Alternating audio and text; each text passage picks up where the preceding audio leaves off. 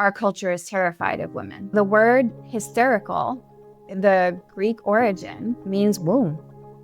And so there's this patriarchal assumption that if you have a womb, that is a nuisance to your life inherently. It's going to cause you emotional hysteria, pain, suffering. And let's go ahead and trivialize women's experiences of emotionality, because let's face it, the patriarchy is terrified of emotions, because emotions, when you feel them, give you power. How much of our experience is us just being gaslighted and being taught that, like, no, your experience isn't real, because we're much more likely, we come to doctors in pain, to be considered psychologically fraught, like we're making up our pain and it's not real. We're just hysteric or we're stressed. And it's like, yeah, I am stressed actually, because nobody has taught me how to actually tend to my body. And I see. We know women make up at least 50% of the population, but only about 30% of neuroscience research includes female subjects. And until 1933, women were largely excluded from clinical trials in the US, meaning that most of the medical and neurological treatments were developed based on male physiology. And the female nervous system is uniquely structured. It's richer in connectivity between hemispheres. It's influenced by different hormonal cycles. And we're wired for social bonding, yet the research often treats the male nervous system as the default. And that leaves women with incomplete or ineffective healing protocols.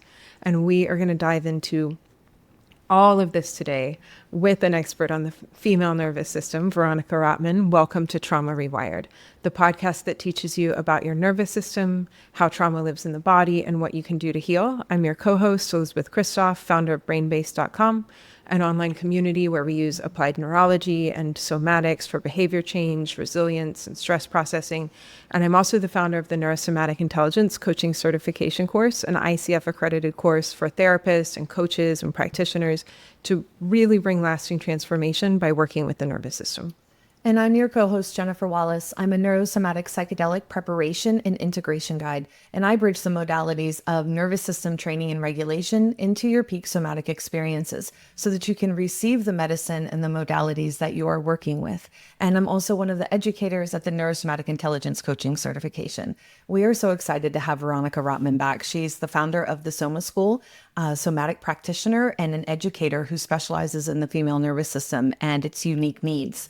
And so, Veronica, welcome back to Trauma Rewired. Tell us a little bit, our listeners, a little bit about you and why this conversation is so important to you. Yeah, thanks so much, Jennifer and Elisabeth. It's so wonderful to be back in this space with you. I have just been loving everything that you're doing, and I see you as huge pioneers in this world of trauma resolution. So thank you so much. And yes, hello. Hi, I'm Veronica Rottman. I am a somatic trauma resolution practitioner who centers the female nervous system, as Jennifer and Elisabeth mentioned. And whenever I get asked this question, I can't help but go kind of way back, major TBT here, to childhood, because I've always had this love and fascination with the female body. I was like a tiny midwife. I loved hearing birth stories. I particularly love like the grit it takes to be a woman in this world. And I really could see from a young age that we're not just delicate flowers, right? And then I went on with this, innate reverence for women, for the female body, to realize that that was not the common experience for my peers. In fact, the experience of being a little girl in the world was full of stigma and shame and reasons to fear being in the body that we're in. And my trauma, I have a really high ACE score. I think it's like 9 out of 10. Although sometimes the more I do this work and uncover memories that my brain like wouldn't let me remember, I'm like, it might be more like a 10. Anyways, high ACE score, CPTS, and this combination of having a deep love and reverence for bodies and the trauma kind of gave me this inherent sense of like how trauma lived in my body. Yes, I had psycho-emotional symptoms, anxiety, depression, but they very much manifested in my female experience. So in my cycle, I was diagnosed with premenstrual dysphoric disorder. really intense insomnia in my luteal phase, debilitating pain, pelvic pain, menstrual cramps, heavy bleeding that nobody could explain to me. And it wasn't until, fast forward more recently in the last decade when I discovered somatics and actually got to the root of my trauma that my symptoms resolved. But I had to do it. I had to co-create my own way where I took what I learned in somatic experiencing and holistic pelvic care and cyclical embodiment to weave my own way. And so now I am here and I lead trainings and programs in Soma School on the female nervous system because we really need to create this path that doesn't yet exist in somatics and trauma resolution. Unfortunately, it's not being carved out, but I am here to help everyone forge a new way where women are actually included and people in female nervous systems with female nervous systems are included. So that's kind of the gist of it. Yeah. Thank you so much for sharing that, Veronica. I think a lot of your story is very relatable. And, it's, you've already mentioned a couple things I'm so excited to dive into today, like luteal phase. And, there's so much science is evolving so much around women's research and studies, which is really exciting. But such a significant amount of neurological and medical research has historically been based on male physiology. And we've really been wakening up to that really a lot now, but it's been awakening really since Elisabeth mentioned the 30s. The 60s was a really big boom in women's health and women's wellness and just a little bit more recognition. And so all of this misunderstanding, misdiagnosis, mistreating, just overlooking in general, we've been overlooked so much, and it really has skewed our understanding of how disease and treatments affect women, and how it's directly impacted the quality of care that we receive, and it shapes medical protocols and practices. And like you said, healing spaces. There is not a space that women have not been represented fully in, unless it is a space created by women for women. And so do you want to expand a little bit about that on the history of women's health? Yeah, I'd love to. So in 1977, the FDA actually created a federal ban on including women of childbearing age in research, in health research. So there were, ethical reasons for this because we run the risk of getting pregnant. And that could potentially, in the middle of doing research, cause harm to a growing fetus, to a mother. And at the same time, you can't just decide, well, let's just leave them out and forget about their bodies, right? I think these are some of our nation's greatest minds. They can probably get a little more creative than that. So there's this law that prohibits us also because we are physiologically more complex. And this physio-complexity is kind of used as a reason to not include us because, people backing up this research, they want the most effective, most fast, most least expensive, right, ways of doing research. And the truth is that because of our physio-complexity, we require more time, right? Because we have this infradian rhythm where there's consistently more fluctuation in our nervous system, in our endocrine system, in all the systems of our body. And that requires more time, energy, and money. So it really wasn't until the Women's Office of Health was created in the 90s, in 1993, that law was overturned. And even then, even though in the 90s and 1993, this law was overturned, we still are not getting adequate amount of research done on our bodies. And this leads to a lot of harm. Women really pay the price for it. And I know we're going to go through, some of the statistics later on what this means for women, but the Office of Women's Health actually every about 5 years publishes a journal that points out the fact that we're still not seeing enough research being done, even though this was overturned, on women, and that the policies are not changing despite, this overturn. And this is even affecting our higher education. So people in higher education, postgraduate degrees, are reading textbooks that are primarily and mostly exclusively based on the male body. So it really ripples out into so many factors and realms of health and wellness, including somatics, which is, my specialty. And, women experience so much trauma. And there's research that shows that we actually experience more intense symptoms of PTSD, of chronic shame. And I wonder why. Maybe because somatics is not actually tending to our body, right? Yeah, I really want to dive into some of this specifically around like the healing spaces, the somatic world. As someone who's kind of partially somatics and a lot in the world of applied neurology is definitely a very male centered world. It started out in athletics and performance and in all of these trainings. I mean, it's an amazing system. It has done so much for me, and I've definitely had to work with it to make changes for my unique nervous system, to understand that I'm not always training for performance at different phases in my cycle, that there are times for rest and reparation, and that's going to be a little bit different. Also, to weave in more emotional components, and there's just a lot that just isn't there. And so even beyond just the medical paradigm, but in these spaces for healing, it's still that information that's being left out. And I was reading one of your posts on Instagram, and it said, if the female nervous system could talk, she'd say, I'm rich with complexity, multidimensional, and powerful in capacity, but you wouldn't know, because somatic models center on male physiology as the standard. And I love this. And I believe you went on to talk about how women's nervous systems ebb and flow, especially in relation to HRV, heart rate variability, and how that affects our trauma rewiring, our somatic healing, our ability to modulate between parasympathetic and sympathetic states. And so I'd love to hear you just elaborate on that a little bit too. Yeah. So when we approach our trauma resolution, our somatic practices from a male-centric perspective, we're missing an entire layer and context in which we need to consider in order to actually receive adequate resolution, adequate care.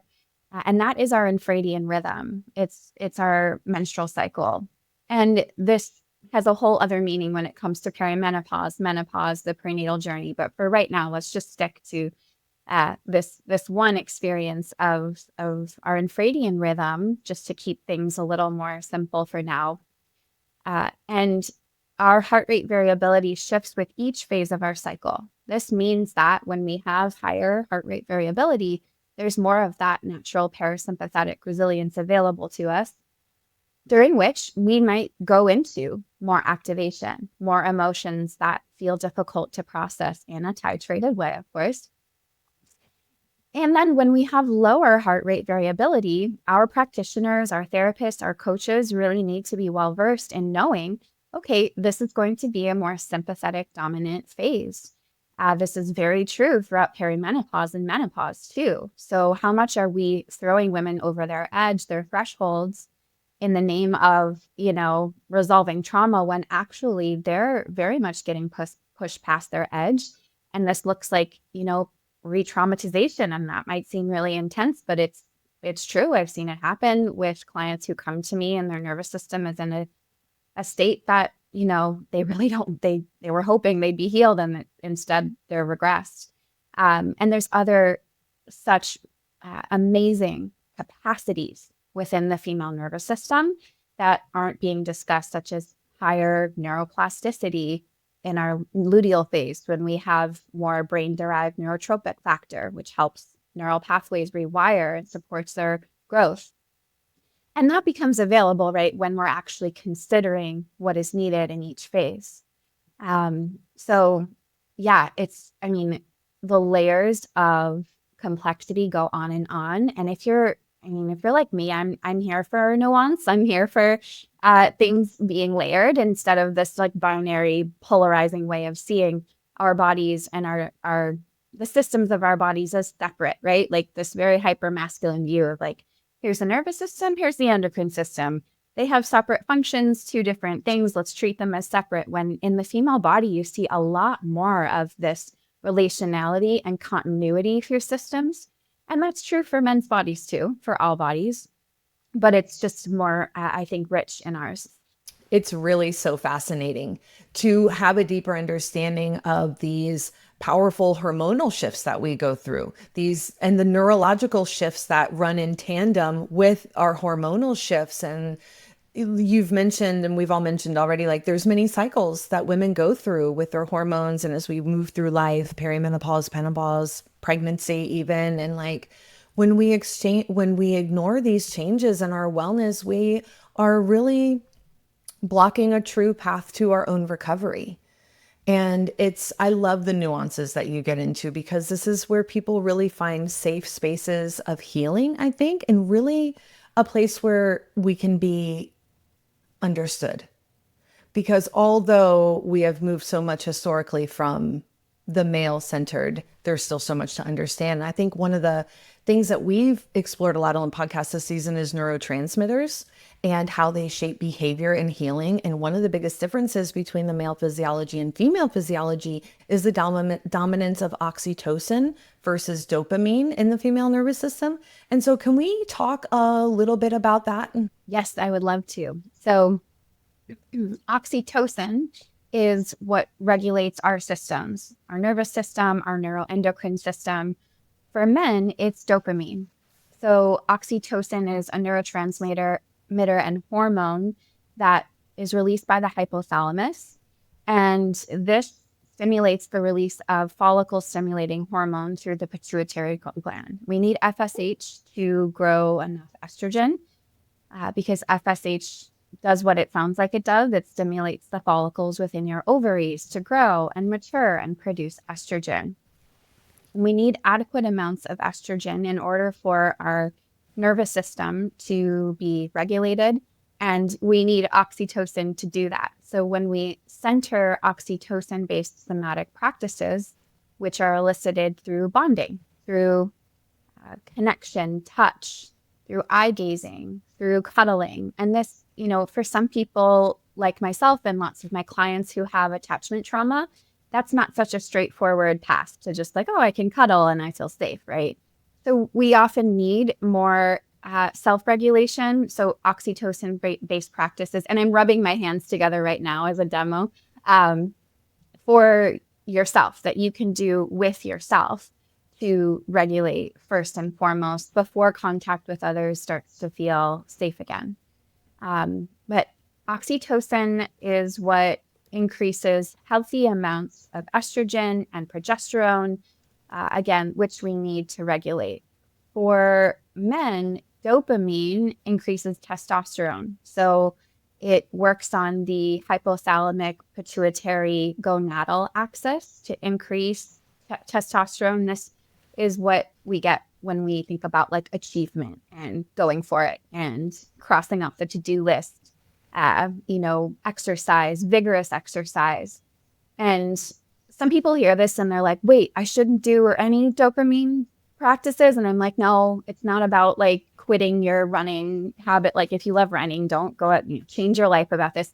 But just think about how you can look at your daily to-do list and how dopamine centered it is, because we live in a very dopamine centered world that says, go, go, go, push past your body's limits. And this has really harmful effects on women, making us oxytocin deficient and dysregulating our nervous system. So can you cross off a few of those more dopamine-centric habits and take a pause? Maybe this means pausing and doing some somatic practices that involve self-contact, some havening, some Vu breaths, some gentle movement. It can be with yourself. I know lots of us are living in isolation, so I just want to really underline and emphasize that you can do this with yourself if you have pets, cuddling with your cats, right?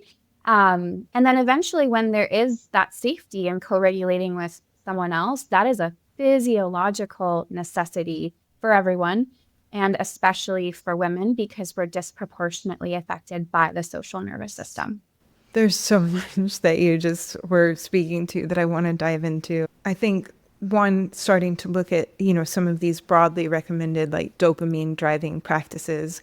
I can already hear people now like, don't take my cold plunge away, but people, they go so hard at these things when it's not necessarily giving us the same motivation and the same reward. And I think that's so interesting to think about. And I also wanted to just reflect on, we talk so much on this podcast about complex trauma at its root is an attachment wound.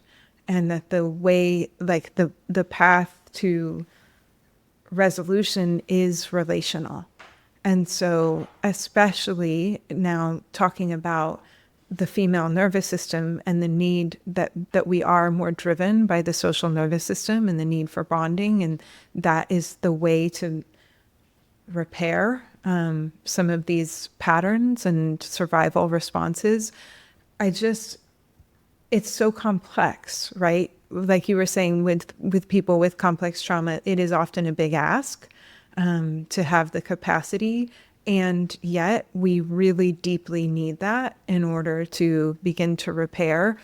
And so I think there's just so much to think about, these small steps that you mentioned of showing up in these practices for ourselves, also not driving into the cultural conditioning of the overdoing and the doing more, and allowing some of that to be slower, gentle, minimum effective dose connection with self, nature, and animals.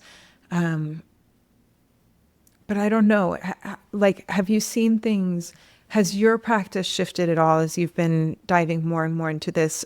And like, where does that show up in that relational healing in the work that you do? Yes. And I just want to add on to, you reminded me to mention that dopamine actually lowers oxytocin. I want to make that clear first and foremost. So even in the somatic world, what I see being taught is a lot of like, do this to feel this way. Do this thing by yourself in an isolated bubble. And that's all you need. And now you're regulated. And those tools are highly effective. They are amazing. They can be a game changer. And like you just said, Elisabeth, we require safety and relationship to regulate. Across the board, this is true for all humans. And because the nervous system evolved through mammalian bonding, the nervous system, the newest part of our nervous system, evolutionarily speaking, is the ventral vagal system, which developed through mammalian bonding, primarily through the mother-baby dyad, through mother-baby bonding, breastfeeding, holding, eye gazing. And so our bodies, like the mammal's body through which our nervous system evolved, is the female nervous system, primarily speaking, right? We are then more impacted by that system. So like when I had premenstrual dysphoric disorder, it wasn't until decades later that I found out that progesterone actually promotes social information processing, attention allocation to social information processing. When there's this overactivation of our social nervous system in our luteal phase, this can lead to premenstrual dysphoric disorder. No one was telling me this. I was handed the pill. I was handed, Prozac.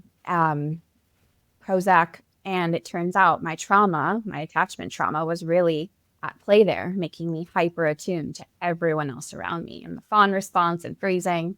Veronica, before you go on, will you just share with our audience, can you elaborate a little bit on what is premenstrual dysphoric disorder? Yeah, I would love to. So PMDD is, we joke that it's like PMS's evil twin sister. It's all of your PMS mood swings and symptoms times 1,000. It often comes with really intense, crippling anxiety, depression, suicidal ideation. Insomnia was a big one for me. And you experience it typically for a week to 2 weeks before your period, before your menstrual cycle begins. And then the other 2 weeks, you might actually feel fine. And so a lot of women are diagnosed with mood disorders when in reality, they have PMDD, which can very much be caused by unprocessed trauma. And that is not something that doctors are telling women, that no one's being asked like, well, what's your trauma history? And this goes beyond PMDD into like more symptomatic perimenopause, menopause experiences, right? And there's no perfecting this. To women out there who are like, oh, I better resolve all my trauma before I go into perimenopause, there's no perfecting it, but please keep it in mind that you have other options and that it's very worth your while to invest in trauma resolution and somatics before you go into these big life experiences, transitions such as peri and meno. And for me, also in pregnancy and birth, it was really important too.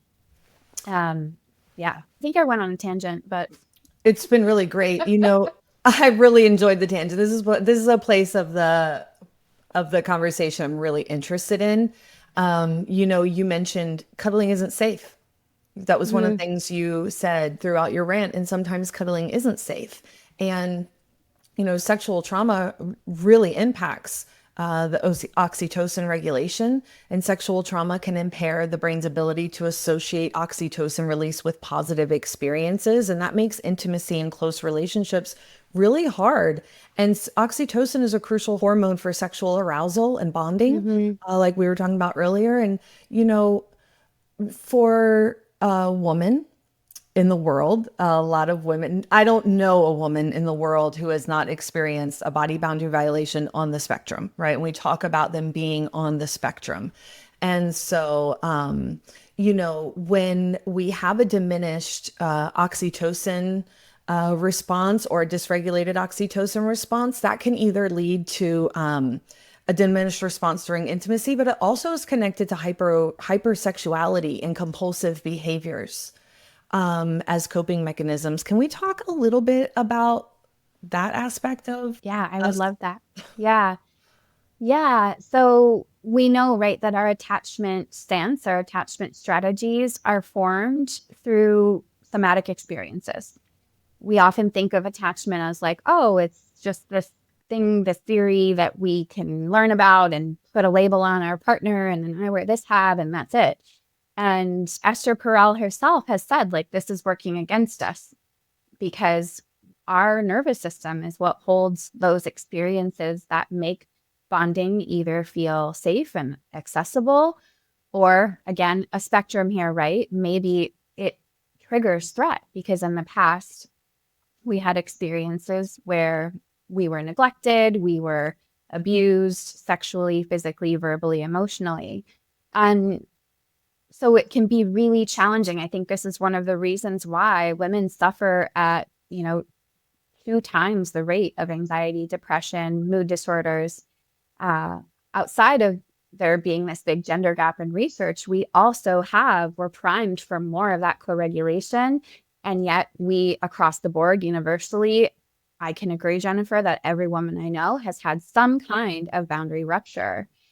So we have to approach that with a lot more refined sense of gentle approaches, of self-regulation that allows for more co-regulation over time. And so I think it can be super easy to anyone listening out there to like become a course junkie and like hop around from different healing modalities and avoid developing a relationship with one or a few people that you trust in the healing world. And I can't recommend that more. Find someone who radiates empathy and warmth and makes you feel like relationship could potentially be safe versus, a lot of us with attachment trauma, including myself, we might kind of hop around and decide to cherry pick from different healing modalities that emphasize more of like the self-regulation versus relationality. Should really encourage you to find that person or those people that you can develop a long-term, consistent relationship with. That has been so important to have that combination of I'm in this somatic experience of co-regulation over time. That's how we build trust versus this like one and done. I just waved a magic wand and now I'm regulated, right? Yeah. As you were talking about two needs for the female nervous system, the need for connection and also the need to protect, because so many of us have the experience of body boundary violations. It just brings me back to all of season 3 when we were looking at underneath so much chronic dysregulation and quote unquote disorganized attachment style is this very human need for social safety and attachment. And then also the need to protect ourselves, or this high stress load that attachment carries. And then when you just are layering that now with what you're talking about with the female experience of having a nervous system where that need is amplified, really at a hormonal level for our ability to regulate our hormones, for our brain function, for our health. And then also the stress load is higher because the amount of body boundary violations and threat that can come with that connection is amplified given most of our life experience. You can really see some big reasons why there would be more prevalence of autoimmune or diagnosis of different mental health disorders. And this whole season, we've really been looking at a lot of different mental health diagnoses or physical health outcomes and questioning that a little bit. You know, we did a whole episode recently on borderline personality disorder and what might be underneath there that's driving a lot of that. And so I think beyond just the lack of research, but also just the way that our healing spaces are set up, the way the conversation is going, how do you think all of this impacts women's mental health diagnosis? Yeah, so much here to unpack. I think that, with women being more likely to be diagnosed with mood disorders, with anxiety, depression, we're 200 times more likely to experience burnout. And if we look at the ways that therapy, coaching, any of the health and wellness practices are set up, they're not contextualized enough in our female experience. The context is, here you are today, let's meet you in your circadian rhythm. Let's just focus on what's happening for you today, emotionally, somatically, psychologically. When we have this wider rhythm at play, that is the infradian rhythm, and no one's asking about it. I mean, do you have practitioners asking you where you're at in your cycle? Because I didn't. That's something I had to create with my own methodology that I teach now. We ask women when they're pregnant. We ask women if they're pregnant, if they're postpartum, and then we might change something about how we practice, but not really. Do you actually know how to work with the perinatal nervous system? And so when we're looking at the harm that this inflicts on women, it runs so, so deep. So even though we're 2 times more likely to experience depression, less than 30% of research on depression is focused on women. And then research done on depression, only less than 40% of it actually includes women.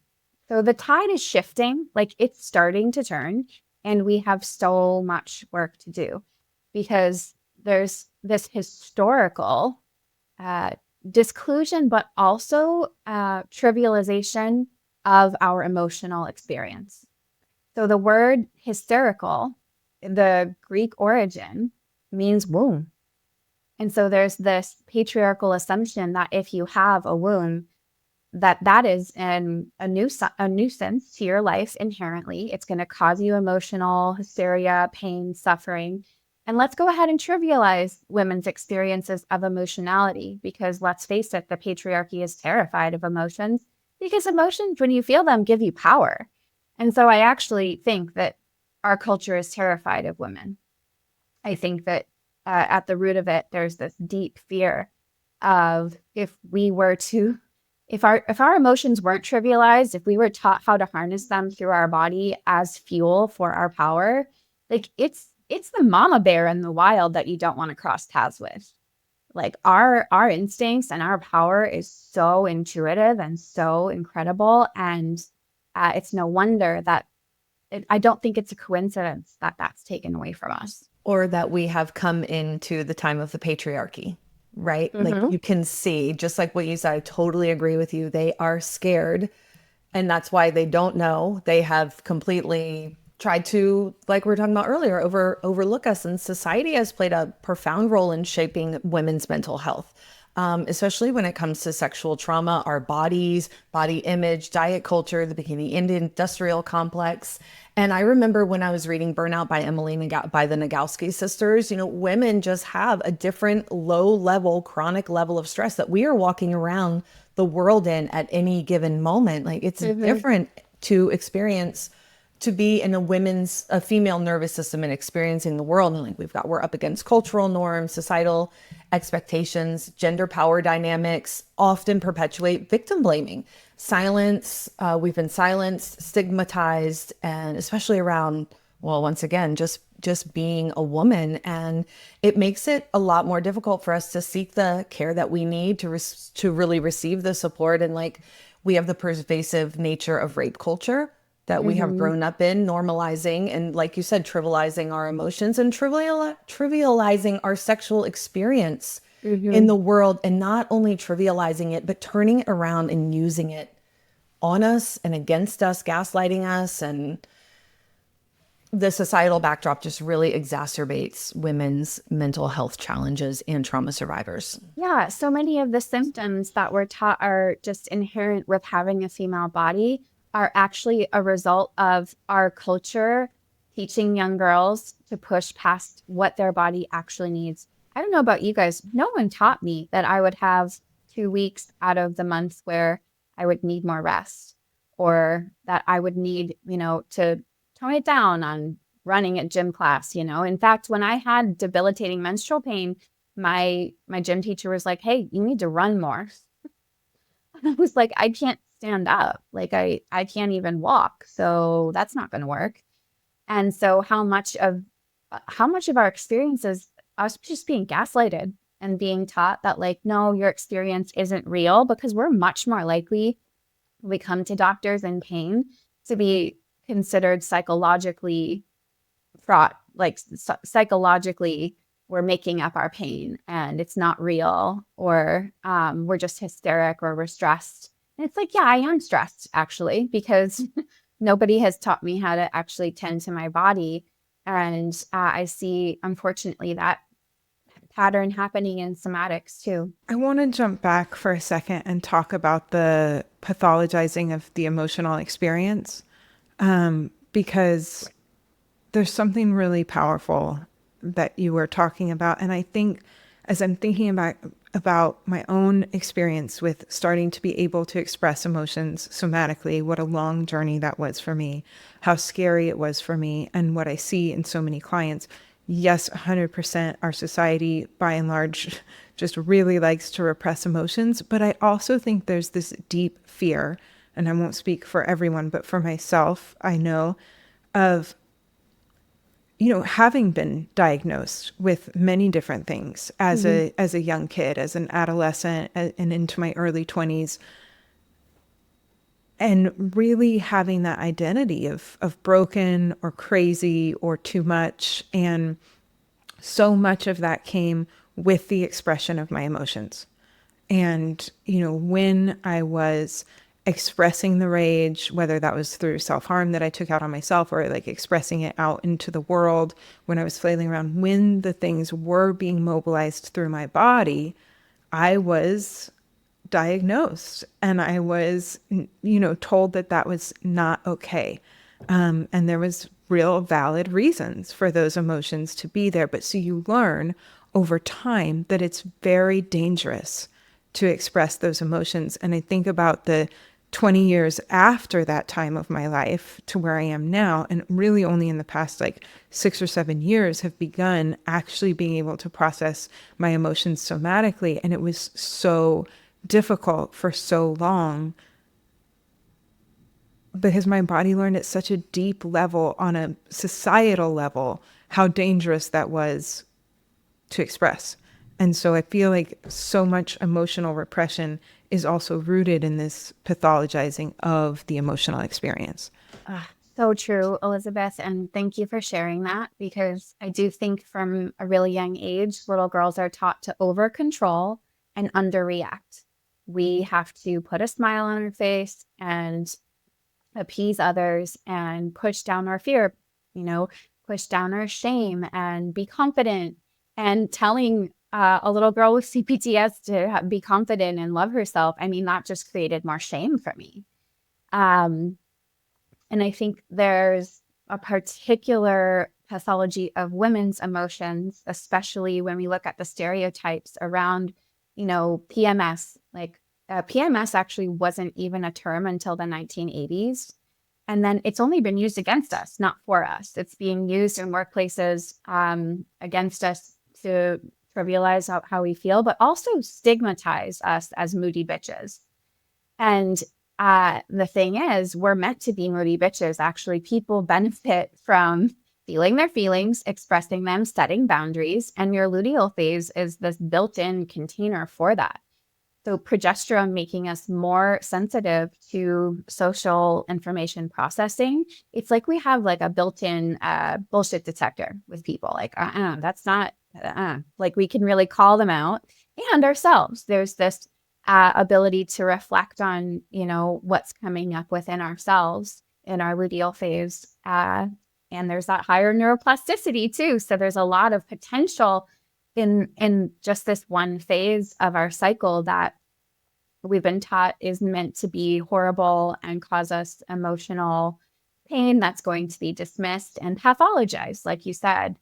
When in reality, what I think is going on is like the world itself, like all people themselves have been trained to consider emotions as not important. They need to be deprioritized, logic over everything, rationality over everything. When let's be honest, like over rationalizing a hyper logic habitual way of perceiving the world is a defense. It's, that's a defense against what needs to be processed, and what we don't feel eats away at us and those around us. So I really appreciate you bringing that up. And I really hope that this conversation helps to de-shamify so much of the pervasive insidious shame that women specifically have around the experience of being a woman and our emotions. Because I have certainly suffered when I felt I needed to over control and underreact. That causes a lot of issues. Yeah. Let's talk about shame for a minute. You mentioned it earlier that women experience higher levels of toxic shame. Let's flesh that out a little bit more. We love to talk about shame on this podcast. Yeah, I know. It just, the layers of it just keep coming. And every time I teach it too, in my containers, like there's just so many women who unconsciously carry it because it's the norm, because it's, oh no, I need my harsh inner critic. I need to feel like I'm inadequate. So I need to perfect because, shame breeds perfectionism. That's another part of being a woman. I don't know very many who don't have an inner perfectionist.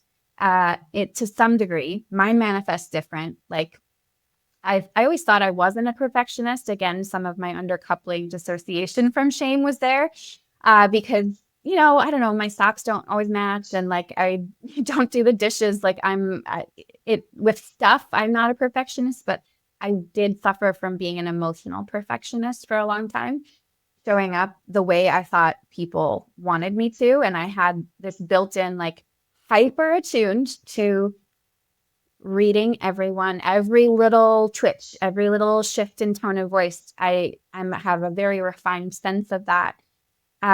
And then the mirroring. Let me mirror you. Let me make you feel comfortable, appeased. So little did I know that was very much rooted in chronic shame, because chronic shame says you either belong or you don't belong. And let's collect evidence on why you don't belong, because in my childhood, that's how I felt. That was the norm. That was what was familiar to me and to so many women. And when you feel more familiar with not belonging, it's almost like you have these goggles on where you're like, let me collect evidence and prove to myself that that's true. Because, research shows when you have that hyper attunement to facial expression and body language and trauma, we're more likely to read neutral facial expressions when we have trauma as negative. So if it's monotone, if it's, flat affect, that can be really, really triggering for women with trauma, because of that, impact from our social nervous system just being stronger. So, yeah, shame. I mean, I could spend hours on that. I can relate so much to your flavor of perfectionism. And I think we've talked about this before Yeah. offline, where, my socks don't match. I'm not somebody who's like detail oriented, like as I'm doing things, it's like, good enough. Yeah, let's roll with it. But there's these other ways, especially in relationship, like I am an expert perfectionist fawner, and I can be who you want me to be, say the thing you need me to say to keep the relationship safe, to keep that attachment from rupturing, and to avoid conflict at all costs, even when it's like just the slightest bit of disappointment. I'm going to disappoint someone in some slight way. It's different today. Like I've done a lot of work to get here, but I just couldn't articulate the thing that I knew somebody didn't want to hear. And so those inner perfectionism on how I show up and who I am and my ability to regulate and soothe other people's nervous systems, like that's where the perfectionism was. And yeah, driven by that deep shame that I'm bad underneath all of this, that is constantly driving that huge stress load in every relationship because of that lack of authenticity, the inability to express boundaries, the overgiving, and just the act all the time, watching, reflecting, figuring it out. It's just a huge stress load. I think this is a really kind of important time now that we're talking about like borderline and by BPD, and that's all come into the conversation, and perfectionism. For you had a little bit of a warning for people earlier, like you've urged people a couple times in this conversation, Veronica, to get help and to seek support. And I think this is another one of the crucial times in this conversation, because what I have seen in an older population is that years of this dysregulation, particularly around perfectionism, inner critic, and shame, does lead to what presents as borderline and bipolar much older in life. All of this is going to continuously compound and impact your mental health. For the women who are listening here and are relating to this is your call to action. Absolutely. Because when we move through, rites of passage, such as motherhood, peri, and meno, the statistics of us being diagnosed with anxiety, depression, mood disorders goes way up. And in reality, your body is responding adequately, your nervous system is responding adequately to trauma and to the natural fluctuations of those embodied rites of passage. And so the more we can attune to them and embody them, actually be in our bodies feeling as we go, the less likely those symptoms are going to emerge, with a vengeance, because really our body is just trying to get our attention and go, hey, there's something here that, you want to pay attention to. And we have each month, if you're in your reproductive years, there is this built-in integration system for what you do need to process prior to these experiences. And the more we not just think with that, I'm not a huge cycle syncing person. I think it's done great things for women, but I often see it being used to biohack our way through life. Like, let me just trick my body or something. I am really big on actually having a somatic dialogue with your nervous system as you move through each fluctuation and heart rate variability versus let me perfect how I'm eating and exercising. That has a whole different effect. But you have that built-in roadmap to transmute what you need to transmute each month prior to these bigger shifts. And I really encourage you to follow that as a guide. And yeah. I love that, and kind of brings me back to this concept that we explore here often, which is that N equals 1. Every single nervous system is unique and different. And it's really about cultivating that relationship with yourself and having that somatic dialogue with your body, with your nervous system. Is this the right amount of stimulus? How am I really responding to this in this time, rather than like following protocols or tracking and having this app? I mean, that's all fine and good. And like, people love to collect data on themselves, and I'm all for that. But I think it shouldn't negate that relationship of really feeling into and assessing and reassessing in the moment. How is my body responding to this? What's my rest really like? How do my outputs change with this? And developing that deep relationship of knowing yourself. And Yes. I think that's just one of the most important things we can bring to people, is there are ways to know yourself, and it's worth taking the time to do that. Yeah. And, Peter Levine talks about this. Like, we can conceptualize about ourselves all we want. I can tell you, I'm Veronica, I live in Chicago, I'm a Libra, whatever. And that's all fun and a part of the human experience. But conceptualizing about yourself is much different than experiencing yourself. Experiencing yourself happens through your body, and women are given so many reasons to stay in the concept of who we're supposed to be, to fit in, versus being in the experience of who we are. And so the more you can open up that dialogue with yourself and build relationship where relationship has been lost, whether it's, for me, it was a lot of chronic dissociation from my body, taking baby steps back into being in conversation with my inner experience is what made co-regulation much safer. So I'd highly encourage that. Yeah, that's brilliant. It's true. It's really true. It makes co-regulation more safer because it promotes authenticity and sovereignty and trust within yourself. And when you have those things, you are having your own experience and maybe not going into some of the maladaptive behaviors that we've talked about today. That is pretty general for the female nervous system to experience. Mm-hmm. Yeah, Mm-hmm. it's been a really great conversation today, Veronica. Thank you so much for bringing your Thank you insights so and much. wisdoms again. Yes, thank you. It was just a wealth of knowledge and really interesting. What an honor to get to have this conversation and get to learn from you. Yeah. Likewise, thank you so much for the conversation and for the work you're doing. And thank you, everyone who's listening. Really appreciate it. Yeah. It was a good conversation. I really hope women today, maybe just found like they were sitting around a fire.